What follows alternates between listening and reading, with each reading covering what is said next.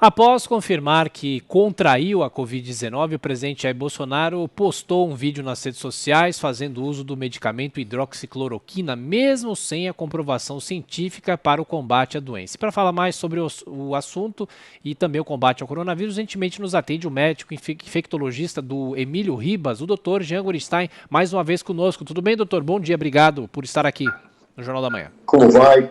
Bom dia a todos os ouvintes do Jornal da Manhã da Jovem Pan. Doutor, recentemente o senhor esteve aqui no Jornal da Manhã, a gente falava também sobre a hidroxicloroquina, ainda naquele auge da polêmica se usa ou se não usa, mas agora com o presidente Jair Bolsonaro com o vírus, ele aproveitou para falar sobre o uso do medicamento e que estaria usando esse medicamento. Que recado, na avaliação do senhor como um médico, como infectologista, que recado ele passa para a população, já que não há ainda a comprovação científica, mesmo com o uso inicial, com os sintomas iniciais da doença? O que nós temos em termos de ciência, principalmente através de trabalhos que foram executados ao longo dos últimos meses, em relação aos pacientes críticos, não houve nenhuma modificação clínica decorrente da cloroquina, ou seja, ela não agiu no ponto de vista terapêutico, ela não se propôs a promover o tratamento propriamente dito. Então, aqueles que usaram ou não usaram, tiveram a mesma evolução. Porém, no grupo que fez uso da cloroquina, houveram maiores efeitos colaterais, principalmente no ponto de vista cardiológico, onde as arritmias passam a fazer parte ainda maior. Outros trabalhos que estão sendo realizados ainda para grupos de pacientes leves ou pacientes moderados, pacientes ambulatoriais, ou seja, aqueles que não estão internados em ambiente hospitalar, eles não estão trazendo as respostas necessárias. Uma, pelo fato de serem trabalhos ainda não bem documentados, então são avaliações pouco expressivas que não consolidam e não trazem à luz da ciência para nós dizer, olha, realmente é uma medicação boa, ela faz o efeito a que se propõe. Então, por enquanto, neste momento, nós não temos nenhum trabalho que suporte essa afirmação. E a nossa preocupação acaba sendo, principalmente num paciente com coronavírus, que já pode ter comprometimento pelo vírus do músculo cardíaco, a chance de eventos adversos decorrentes da própria droga, como eu disse, as arritmias, passa a ter uma prevalência, um risco ainda maior. Ô, doutora, agora a pergunta da nossa colega Thaís Oyama, que traz mais uma pergunta aqui para o senhor. Estamos conversando com o Dr. Jean Gorenstein. Thaís.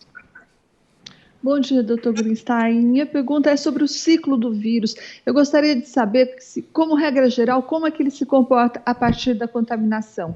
E, como continuação da pergunta, gostaria de saber a partir de que momento a gente pode ter certeza que a doença vai se manifestar de forma amena e não aguda ou muito grave. Essa pergunta é muito interessante, Thaís, porque o que nós sabemos é que, geralmente, 3 a 5 dias após a exposição, com algum paciente infectado, esse indivíduo tende a fazer um quadro que pode ter múltiplas facetas. O mais comum daquelas formas naturais e normais, o mais comum é febre, uma febre alta, uma tosse seca, uma indisposição, dores no corpo, dores de cabeça. Então esse é o mais comum. Em 80% dos casos nós observamos isso. Alguns dos pacientes podem evoluir com algumas alterações outras, como perda do paladar e olfato, quadros de diarreia, alguns fazendo até quadros alérgicos, cutâneos alérgicos, ou seja, ela tem múltiplas facetas, mas o mais comum são aquelas apresentações típicas de um quadro viral, especialmente um quadro respiratório. O que vai acontecer a partir da evolução é a possibilidade de eu ter um comprometimento pulmonar, que não é para todos, nem todos vão fazer isso, mas eu posso ter um comprometimento pulmonar que pode ser leve, moderado ou até mais grave. E isso vai ser definido através de tomografia de tórax. Ela vai permitir observar alguns infiltrados, que nós chamamos, que vão dar a ideia do quão o pulmão está acometido por esse vírus. Mesmo assim, nessa fase, a discussão é quais seriam as medicações que nós poderíamos usar nesse momento. Em alguns estudos anteriores falavam a gente pode usar corticoide, e a gente viu que nessa fase o corticoide não pode ser usado porque ele aumenta a quantidade de vírus circulando no próprio organismo. O vírus, ele passeia por músculos, e inclusive o próprio músculo cardíaco, como disse. Mas ele, por se tratar de um vírus, ele pode estar presente em todos o que nós chamamos de fluidos corporais, em qualquer secreção e, portanto, em qualquer tecido, dando as suas manifestações. Por isso, dor no corpo, por isso essa indisposição. Na evolução, ele pode ter uma resposta que nós chamamos inflamatória. E isso geralmente tende a acontecer no 7º ou 10º dia, fazendo uma resposta inflamatória muito intensa. E é isso que nos preocupa. As pessoas que fazem resposta inflamatória muito intensa, elas têm o risco de piorarem o ponto de vista especialmente pulmonar, tem a chance de fazer pequenos trombos dentro dos vasos, sejam vasos do pulmão, sejam vasos do rim, levando ao risco, inclusive, de aumento da mortalidade, principalmente se as medidas não forem instituídas de uma forma rápida e precisa. Doutor, agora a pergunta de José Maria Trindade. Zé Maria. Pois é, doutor, já que a ciência não consegue explicar esse debate sobre a hidroxicloroquina, eu vou tentar explicar aqui politicamente. Logo no início da pandemia, quando ainda era epidemia, o governo chegou à conclusão ali, entre os aliados do presidente, de que facilmente a epidemia na época poderia ser combatida através de um medicamento que rapidamente a ciência iria encontrar. E aí acharam que a cloroquina resolveria essa pendenga. E aí o presidente ficaria muito bem fazendo a defesa. Aí depois ele não recuou. O presidente norte-americano, que tinha o mesmo sinal, recuou. E o presidente Jair Bolsonaro, não. Daí esse grande debate sobre a ideologização de um medicamento. A minha pergunta para o senhor é se na sua história, nos seus estudos, o senhor já viu algo parecido, um medicamento ser debatido em nível ideológico, quer dizer, uma ala toma, outra não. Quer dizer, o que está acontecendo nesse debate? O senhor já viu algo parecido?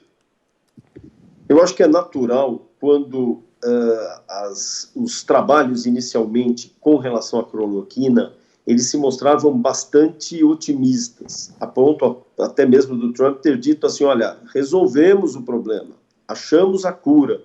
E é natural que todos os líderes tendam a ter esse senso e utilizar essa medicação como via de regra para o tratamento. É claro que os estudos científicos eles não validaram isso, mas nós temos que dar meia-culpa. Nós temos muitos profissionais médicos que ainda prescrevem, muitos profissionais médicos que ainda aparecem na mídia e reforçam essa colaboração para a cloroquina, deixando tanto as autoridades, algumas autoridades em específico, mas as autoridades, mas a própria população dividida. Então, eu não acredito que isso só esteja nas raias da politização. Eu também acredito que aqueles médicos que não se pautam na ciência também trazem essa confusão para a população. Isso é muito triste, porque nesse momento nós deveríamos estar uníssonos, trazendo soluções, resultados, condutas, e não nada como tem se visto, como você mesmo disse, nós nunca vimos essa questão, mas eu acho que a ciência ela está muito avançada e por isso que esses dados eles precisam pautar as decisões médicas e não políticas. Doutor, nosso tempo já está chegando ao fim, mas a Thaís Oyama quer fazer a última pergunta. Thaís. Eu gostaria de saber, doutor, se eu apresento sintomas leves, eu tenho Covid-19, apresento sintomas leves, isso significa que eu tenho uma carga viral menor? Isso significa que eu vou transmitir menos para as pessoas? Essas respostas de manifestações de sintomas, elas são absolutamente individuais, assim como a resposta inflamatória é muito individual. Nós temos pacientes que tiveram uma exposição alta e tiveram uma apresentação clínica muito menos intensa. Da mesma forma que nós tivemos pacientes com uma exposição muito leve e que tiveram a sua manifestação mais intensa, precisaram ir para a unidade de terapia intensiva. A gente sabe que vários fatores vão definir isso. Não é só o fator de exposição e de carga viral, mas nós temos que avaliar idades, doenças em curso. Então, se eu tenho algum problema cardíaco, um problema pulmonar, se eu uso medicações a capacidade de transmissão. Desculpe, eu estava perguntando em relação à capacidade de transmissão, não de evolução da doença, na verdade. Pois é, essa é uma das grandes dúvidas. A gente não sabe se um indivíduo que tenha uma carga viral, uma exposição maior, ele entra naquele aspecto multifatorial. Eu preciso avaliar a condição imunológica, preciso avaliar a idade e a carga viral. Quer dizer, esses dados, eles passam a ser únicos na evolução, na análise de evolução. Eu não tenho só um dado a ser avaliado para dizer esse vai evoluir de uma forma mais intensa ou menos. É importante a gente lembrar uma outra coisa. As pessoas que fazem formas muito mais exuberantes não obrigatoriamente tenham alteração na sua imunidade. Muito pelo contrário.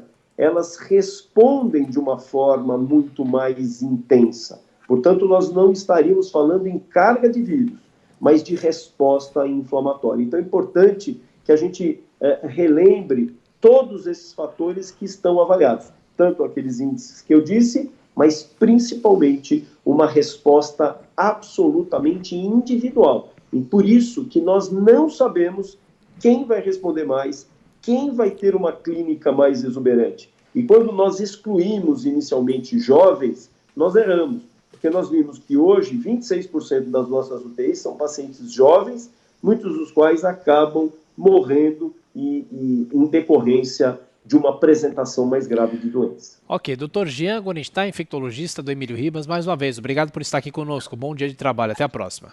Abração. Eu que agradeço, um grande abraço a todos.